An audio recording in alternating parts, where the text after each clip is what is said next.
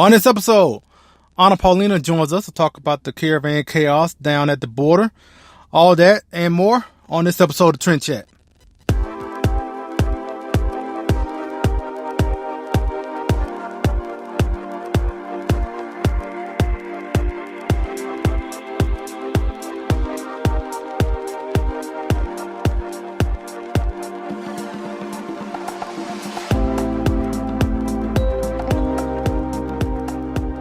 From the highways of America, here's the podcast where we talk politics, a little entertainment, some culture, and this and that, from the road to your ears.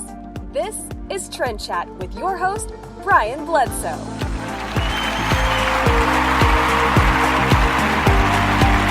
And welcome to another episode of Trend Chat. I'm host Brian Bledsoe, and if you want to connect with us, we're on Facebook, Instagram, Twitter, or Snapchat. It's all the same name, Trend Chat 24/7. And by mentioning Facebook, I want to say, hey, we have reached 500 likes on our Facebook page. And so, I mean, that's cause for celebration, right? Yeah. Yeah, so I appreciate that. That's something else. To have 500 likes. I mean, I know that's, pretty small in comparison to a lot of other podcasts, but I mean, I said this before, I'll say it again, I'll probably always say it when something like this happens, is that the fact that I had more than one like or more than one play, one listen each episode, which will be my family, which would like be my mom and maybe some other family members. Other than that, I'm surprised. I'm grateful. Outside of that, really, because I'm still just surprised and grateful and humbled, I guess, in a way that you're listening right now. So I appreciate it, and if like I mentioned, every now and then I'll mention, if you like it, share it, let other people know, and then I guess let's grow the podcast and let's grow to new heights, whatever they are. I have no clue.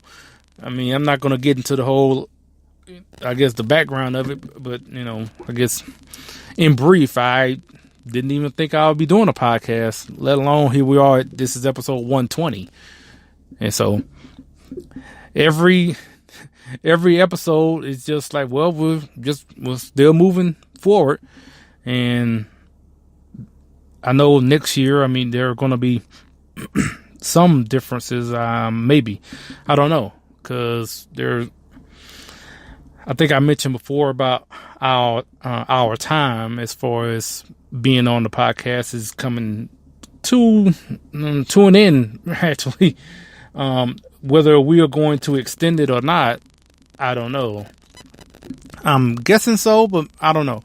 I know one thing, we will still be on at least until CPAC, because we have decided that we're actually going to go to CPAC, because after last year, we didn't know if we were going to go or not in 2019. But yeah, we're going to go now. So we know we're going to do that. And NRA annual meetings, I'm pretty sure we'll go to that.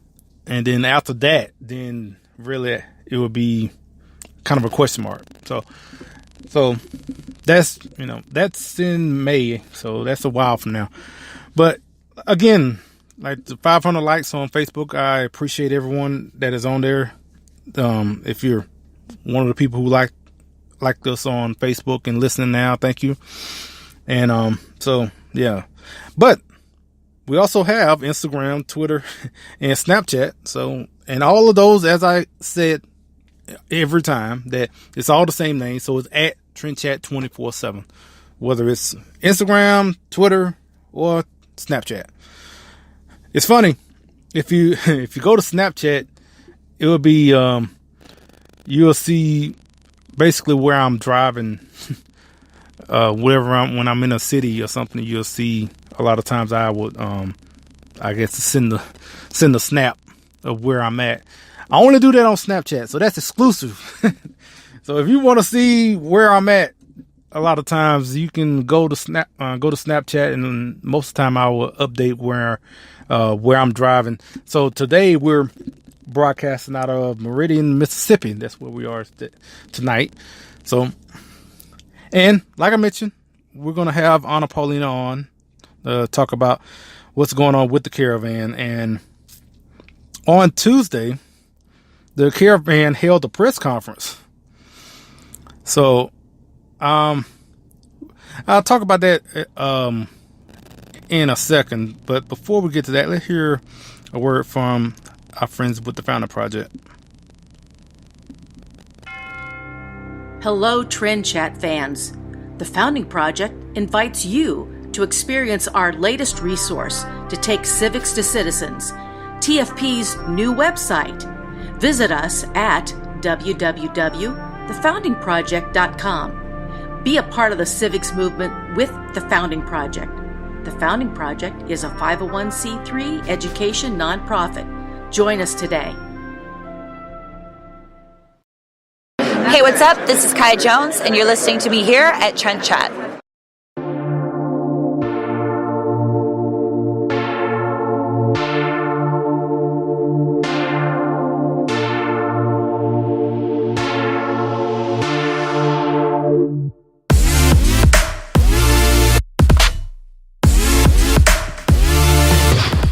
All right.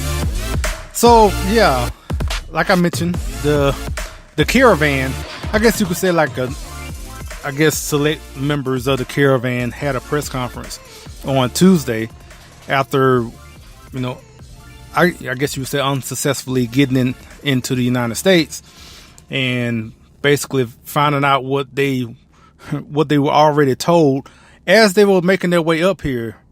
They was told to not come to the border because you're not getting in, and you need to do it the right way and legally and all that. And so, but they totally disregarded and ignored it and get here and surprised you didn't get in. At least I'm pretty sure probably some got in somewhere. So, but for the majority of them didn't. And so anyway, they had a press conference, and in this press conference, I don't have a clip of it to play for you, but one part of it that I do remember that they demanded that the process for asylum be sped up. Like they need to speed up the process. And yeah, I guess you will say get in line with that, with saying that, because you're not the first and not going to be the last that going to say how slow this process is. This process, I feel like it should be, expedited and should be, a lot quicker than it is. And not just the asylum process, but just the whole immigration process itself. But that's not the case. And the fact that they wanted to bring this up, we haven't thought about that. Like we haven't made that case before, that this whole process is way too slow. It's almost like they came across and saw that they didn't get in, and like, wow, this asylum process is really takes a long time. Yeah, no duh. Could have told you that before you dragged your kids thousands of miles up here. Could have told you that. You wouldn't have wouldn't have been surprised by that. But yeah, so again, Anna Paulina is gonna shed some more light on other things and other issues that are surrounding this whole Caravan. And it's not just with this particular Caravan, just as far as when it comes to illegal immigration. But I did want to get to one other thing before we get there. And I went to the movies last week. I saw Creed 2. I thought it was pretty good. like I feel like there was some things though, some parts of the movie that was rushed, but overall I thought it was a really good movie. If you like the Rocky movies and if you like Creed 1, you would, I'm pretty sure would like the Creed 2. And yeah, I really enjoyed it. And one thing I noticed, and this is not a new trend, it's been going on for a while, that especially when it comes to December around Christmas time, there are a lack of actual Christmas movies that are released at least in December. I guess you can say maybe the Grinch and the Nutcracker that came out but this month are considered Christmas movies or whatnot, but that's it. And like I said, those were released this month. So when it comes down to next month, all you have is, let me see. So you have, this month you got like The Possession of Hannah Grace, which is this Friday, and I'm just looking at some others, and Mortal Engines, which is, I think it looks to be a good movie, but I mean I wouldn't call it a Christmas movie. It's from the same people who made Lord of the Rings, and I saw a couple of trailers of it. I look forward to see that. It looks like it's going to be pretty good. I mean, you got the animated Spider-Man movie that comes out December 14th, and then you got this movie by Clint Eastwood called The Mule. But all these movies are not like Christmas related. I mean, Aquaman, Bumblebee, Holmes and Watson, which is basically Sherlock Holmes and what. But yeah, so this movie, second act by Jennifer Lopez, and Vice, the movie I mentioned before, that's basically talking about it's a movie about Dick Cheney and directed by Adam McKay. So I'm pretty sure Adam McKay is going to portray Dick Cheney as basically the most evil man in history in this movie. I would not be surprised, and because of that, I wouldn't be surprised to get nominated for an Oscar. Christian Bale plays Dick Cheney, which is, I could not see Christian Bale when I saw that first trailer, even though I knew he was going to play Dick Cheney. I've forgotten about that, and then I see the trailer, and I'm like, wow, he looks just like Dick Cheney. And then it got to the end saying Christian Bale. Oh yeah, I forgot. Like, wow, Christian Bale really, is an actor's actor, I guess, in a way. And I wouldn't be surprised to get nominated for an Oscar for this. And like I said, especially if they make Dick Cheney look like the epitome of evil, as Hollywood definitely probably sees him in that light. So I'm pretty sure Adam McKay is not going to disappoint Hollywood in making Dick Cheney look like the most evil man of all time. But yeah, like I said, but of all these movies I just mentioned, none of these are like Christmas movies. And like I said, this is not the first year, but it's really disappointing to see. It feels like they relegated the whole Christmas movie to the Hallmark channel, right? So you can watch it on cable, but to actually make a big budget Christmas movie, or at least have a number of them, it seems like that just have really went out, just faded away, and I don't know if we're gonna have any more. I mean, I'm pretty sure there's gonna be maybe one or two sometime, but as far as like really focusing on having a Christmas theme movie around this time, it seems like that's not on Hollywood's radar. But anyway, half of those movies I just mentioned, I'm probably gonna watch. I know I'm gonna watch Bumblebee. I mean, anyone knows me, and if I think I probably mentioned on the podcast how much I love Transformers. I watched all those Transformers movies with the one with Michael Bay that made.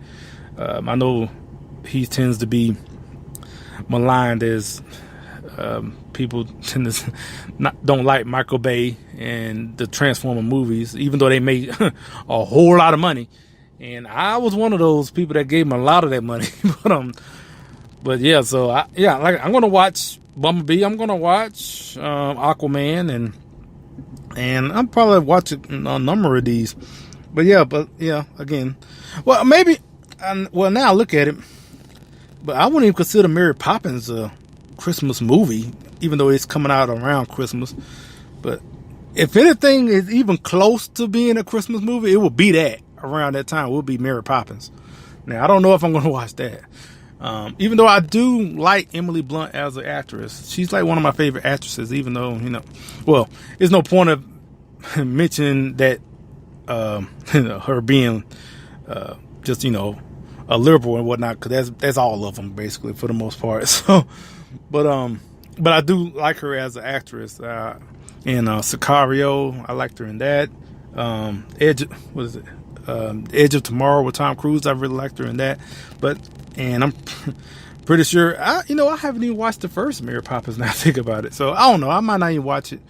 But yeah, I guess of anything that's going to be considered a Christmas movie, close to it would be that.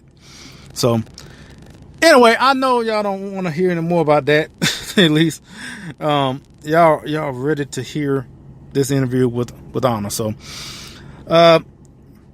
after a word from Politichicks, we'll go right into our interview with Anna.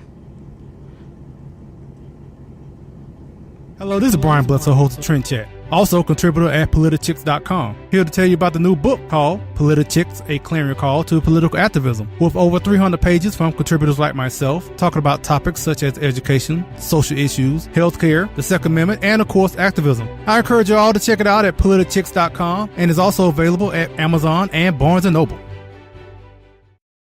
This is Dana Lash, and you're listening to Trend Chat.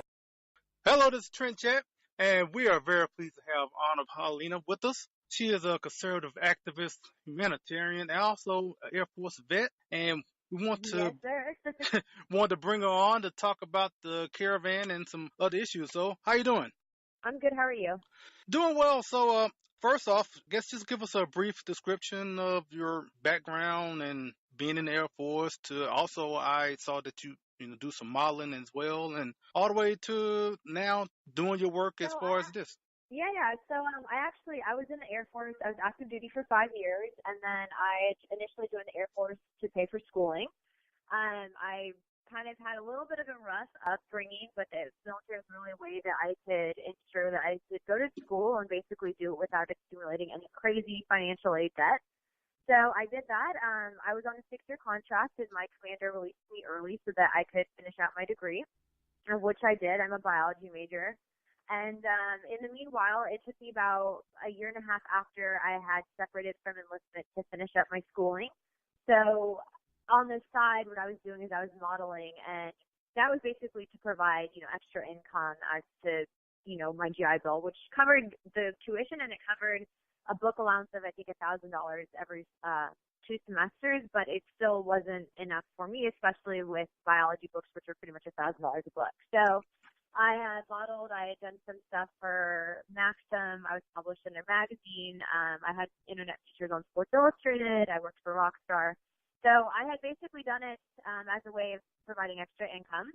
But along with that, I developed this social media platform. So it was when Instagram first started, but I think around the time that I started really getting political with it, I had maybe about 40,000 on my Instagram as a following because of my modeling.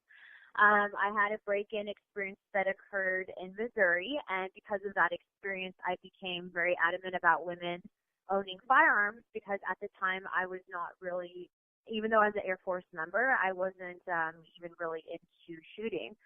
So what happened as a result of that is I went and got my concealed carry, and then I started talking about how my concealed carry basically restored my feelings of safety.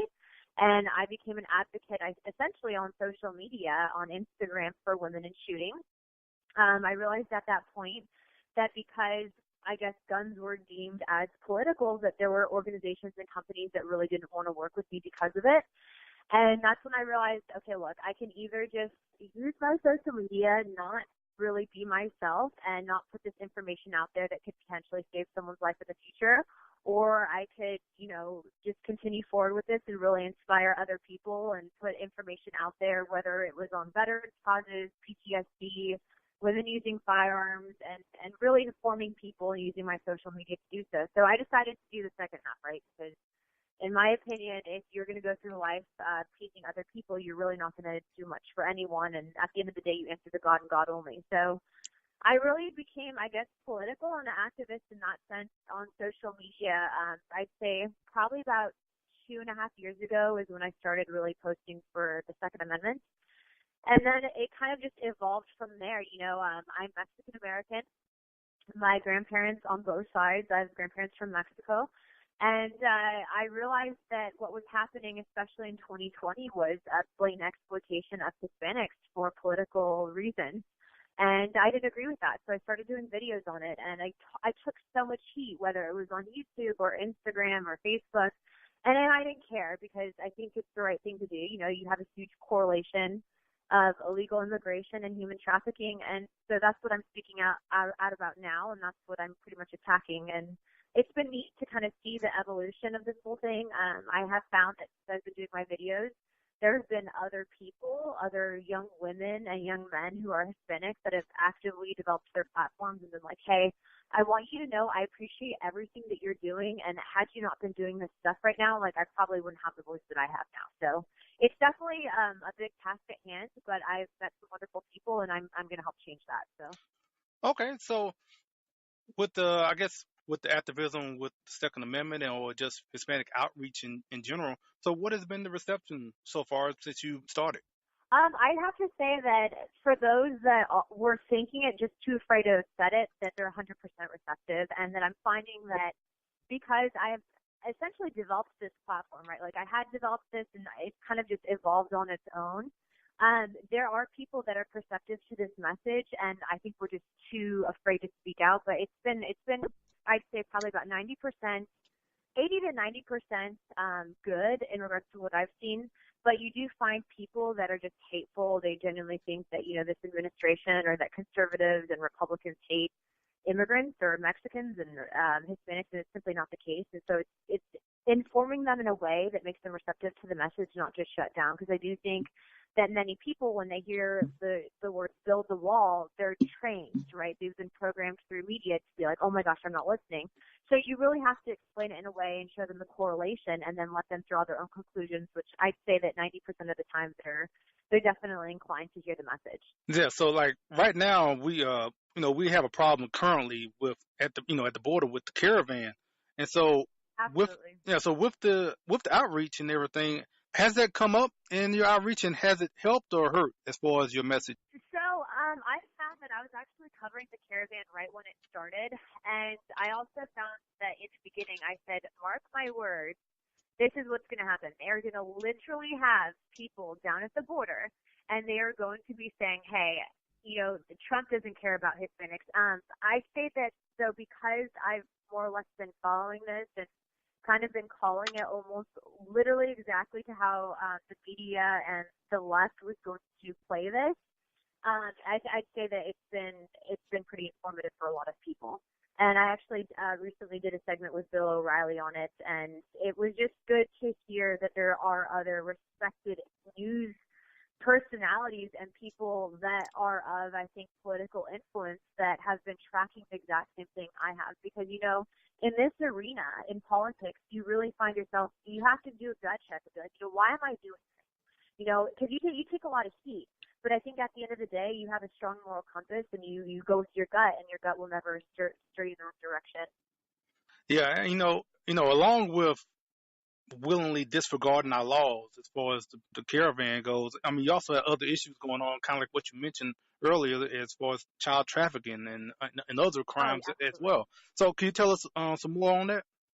So what I found and how I more or less got involved with this whole thing in regards to even realizing that there was an issue with human trafficking and child trafficking, absolutely, was I had become involved with an organization called Veterans for Child Rescue, and I was using my social media profile to shed light on the issue of child sex trafficking at the U.S.-Mexico border. So about a year and a half ago, before CNN really started blowing up this whole caravan crisis, and not caravan crisis, but the issue with illegals and President Trump and him hating quote unquote Mexicans, because we all know that that's, and I'll tell you right now that that's a complete false narrative. What I found is that in my research, you have even organizations that are now openly attacking Trump on immigration, like the ACLU, who've come out in articles and said, hey, there is definitely a correlation with illegal immigration and human trafficking, and it's something that we need to become aware of and to fix. And then it's very ironic finding these same organizations then in turn attack Trump. So you really ask yourself, why are they doing this? What's really their agenda? So regarding some of the stuff that I found and the statistics on that, you have this State Department that has said 18,000 children or women annually are estimated to be victims of human trafficking coming into the United States from South America and from Mexico. And then on top of that, you have with UNICEF, the organization, saying that 16,000 children have been estimated to have been victims of human trafficking. I say those numbers, and it frustrates me to the ends of the earth to hear that people do not, that might not even faze them. I mean, this is human life. This is the sanctity of human life. They will remind people every day that at some point, we had slavery here in the United States, yet it's actively happening. It's correlated with illegal immigration. And they say instead of, hey, it's a problem, we need to fix it, let's work with this administration, they want to say Trump hates Mexicans, he hates Hispanics, he hates immigrants, and vote Democrat in 2020. They're not fixing the problem. They're making it worse. Yeah, it's funny because I bring up human trafficking and bring up all the issues that go along with with this caravan and stuff. But whenever you bring this up to liberals or whatever, they'll be like, "Oh, you don't care about human trafficking. You just hate brown people or something like that." And the funny thing is what's crazy about this whole thing is you had Mexicans that were from Mexico, right? Protesting the whole immigrant caravan. They're breaking the law. These people were offered the ability to seek asylum in Mexico, which Mexico didn't have to do, and they're offered the ability to seek asylum in other countries affiliated with the UN, which they also turned down. They're essentially cutting the line because they don't want to wait in it. I have family members in Mexico that would love to come here, and they can't because there's a long wait. There's 4 million people currently waiting to come here the legal way. And so, in my opinion, you put yourself in that position. There's a huge correlated issue, and people want to say it's the easy way out. Well, maybe if we just let them in, it's not going to fix the problem. If we let them in, it's only going to make it worse because more people will come. And frankly, the sovereignty of a nation lies within its borders, and that's exactly what we need to uphold. We can't be this life and the way that this world functions is if there was no such thing as evil, then there would be no need for government. There would be no need for borders. But the fact of the matter is that this world is evil, and that we have to uphold these standards because it's bigger than just one person's selfish need to come here illegally. Yeah, and I'm gonna bring this up. I guess I ask what you think about this because personally, I say both sides have failed on this issue, and I say on the Republican side, I feel like a lot of them have failed because they short-sightedly look at the cheap labor, and Democrats on the other hand are looking at it for the votes. Now that's just how I bring it up. I mean, I don't know if you have more on that or disagree or what. Well, I don't know how. Are you saying that like Democrats when they talk about it, they're talking on cheap labor? Because I will say that if you read the proposed immigration reform that got voted down, what I found is that actually was a wonderful solution to what we're having right now with the immigration crisis. Mind you, I'll add that the United States immigration process is one of the best in the world. So yes, it has a lot of flaws that we need to work out. However, it is still one of the best in the world. I think that what's happening though, and I can say as someone who was not always a Republican and who I'd essentially consider myself a conservative first and foremost, and then I would vote for whatever official, whether they were Democrat or Republican, that's upholding the constitutional laws, right? But what we're finding now is it's not the Democrat president that we saw in Kennedy X amount of years ago. If you're Democratic now, you're more like a far leftist, almost like weird fascist Marxist versus a Democrat even 40 years ago. And Republicans are now the ones that are for free speech and free markets. So I'd have to say that to answer that question, yes, there's been an issue with communication I think it's been largely part of the message. I think that if more political officials were informed on what was happening in regards to, hey, there's a correlated issue here. If you guys want to get that message out, then you need to change the message and really let people listen. But the problem is media doesn't want to report that. There is an issue with people basically censoring that, right? Because if you have controlled opposition, if you have the media really not putting the message out there, then they can really control the votes of the people. So that's what it really comes down to. Yeah. Well, I was just saying that, that Republicans in general I feel like they're, I guess, are kind of not wanting to do anything on illegal immigration because they have this short-sighted view as far as want to take advantage of the cheap labor. So yeah, I see what you're saying. No, unfortunately, I don't think I'd agree with that, and mainly I wouldn't agree with that because long term, annually, illegal immigration costs around like $120 billion for the American taxpayer. Mm-hmm. So, and as we know, like Republicans are they're always talking about taxes. They're talking about tax breaks. They, I think, do see that correlated issue, and that's why they're pushing for the wall funding. So I don't think I totally agree with that. Okay. I'd say that the issue is more in part with how they're getting that message conveyed, and they're seeing it more as they're just breaking the law, which they are, and I don't agree with. But I think if they want that message to be successfully heard, they need to change the approach. Okay. So, well, as of right now, I mean, we got this caravan going on now at the border, but what can we do and what needs to be done, as far as dealing with this issue? So I think right now, for one, we can't let them in. The reason we can't let them in is because there's thousands more projected to be coming to the border, and their plan is to rush the U.S.-Mexico border. Actually, the Drudge Report just put something out on that. Two, the United States absolutely needs to probably shut down the U.S.-Mexico border until Congress is forced to vote on whether or not they're going to provide wall funding. Three, aside from that, there needs to be actively something to combat the issue of human trafficking. And I think we need to seriously sit down and have someone go in and explain to Congress, this is a correlated issue. You guys are not helping anyone. This is a nonpartisan issue. It definitely is affected by illegal immigration, and you guys need to fix this problem because this is a humanitarian issue, not a political one. Vote on it. And I think that when we start as the American people to hold our elected officials accountable and tell them, hey, this is not a guaranteed position. If we don't like what you guys are doing, we're going to vote you out. I think only then does the power really fall back to the people, and it forces them to do their job.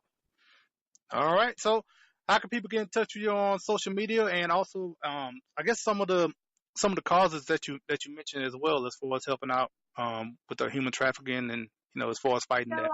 That's for Child Rescue is one of the organizations. I've also heard of another one called Operation Underground, but you guys can find me on all social media platforms, whether it's YouTube, Twitter, or Instagram at Real, R-E-A-L, Anna, A-N-N-A. And then my last name is Paulina, P-A-U-L-I-N-A. So, sorry, it's not my last name, but it's my handle. So if you guys can find me there, then you guys can totally reach out. I have a lot of good content on human trafficking, on the whole political agenda here, and you guys are more than welcome to share that. So, all right, Anna, thanks so much for your time. Thank you. All right, bye-bye. Politics and other stuff, maybe. This is Trend Chat with your host, Brian Bledsoe.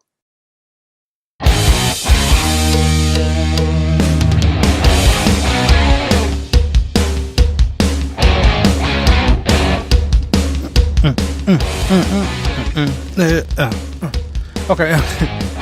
All right. Yep. Thanks to Anna for joining us, and yeah. So hope to have her on again. And this issue with the caravan. I mean, yeah, this is not going to be the last time. There's going to be another caravan, and we're going to have this same problem again, unless Congress actually do something, which I highly doubt now, especially now with the Democrats taking over the House. So, yeah, I'm pretty sure we'll probably have another one. Wouldn't be surprised to be right around 2020. So, but anyway, again, thanks to Anna for joining us. And so we're gonna, I think we're gonna end a little early this time. But before we go, I am definitely looking forward to Saturday because I'll be attending the Conservative Leaders Gala in Irving, Texas by Empower Texans. And it's an event that I've been wanting to go for. I've been wanting to go to this for the past couple of years. And either I wasn't in town because, I'm on the road somewhere, or I just maybe I just couldn't make it.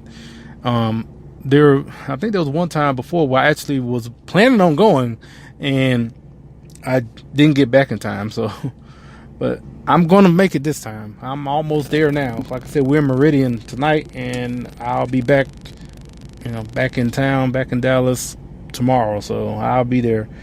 And like I said, I'm looking forward to it. Like I said, it's my first time going to it. And if you don't know anything about this gala, so it's called the Conservative Leaders Gala, and I don't know, it's Gala Gala. I don't know. I don't attend these type of deals anyway.